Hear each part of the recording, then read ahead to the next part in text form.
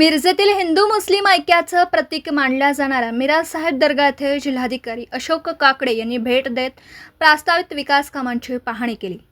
दर्गा परिसरात करावयाच्या सुविधांबाबत सविस्तर माहिती घेत त्यांनी संबंधित अधिकाऱ्यांना आवश्यक सूचना केल्या। या भेटीदरम्यान निवासी जिल्हाधिकारी डॉक्टर स्नेहल कणीचे, सार्वजनिक बांधकाम विभागाचा अभियंता कीर्तिकुमार मिरजकर तसेच दर्गा खादिम जमातीचे प्रतिनिधी असगर शरीक मसलत, राजू शरीक मसलत, मुस्तफा मुश्रीफ, अल्ताफ मुश्रीफ, सालार मुलतवली, अल्ताफ मुश्रीफ यांच्यासह खादिम जमातीचे सदस्य उपस्थित होते।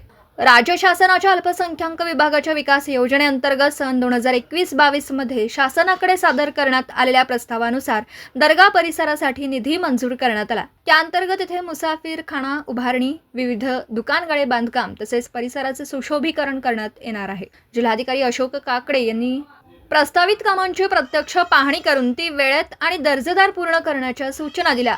तसेच त्यांनी दर्ग्यास गलिफ अर्पण करून दर्शन घेतलं व परिसरातील ऐतिहासिक वास्तूंची पाहणी केली। या भेटीमुळे दर्गा परिसरातील विकास कामांना गती मिळण्याची अपेक्षा व्यक्त केली जाते।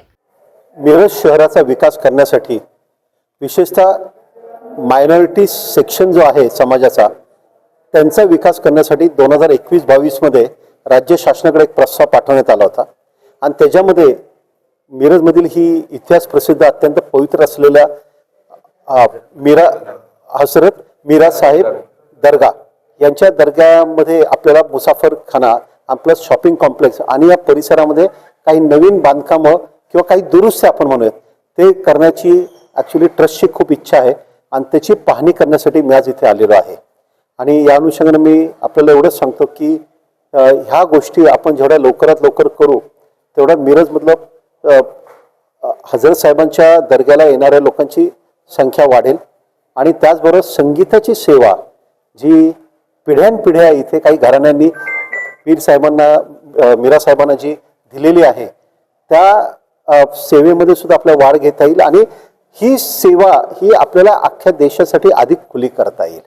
तर त्या दृष्टीतून जे काही विकास पाहिजे ते ट्रस्टींबरोबर आज आम्ही चर्चा करत आहोत आणि त्यानुसार आम्ही तसे प्रस्ताव शासनाकडून पाठवून मान्यता घेण्याचा आम्ही प्रयत्न करू। आम्हाला ट्रस्टीजनी जर का मान्यता दिली तर ती पण आम्ही करू।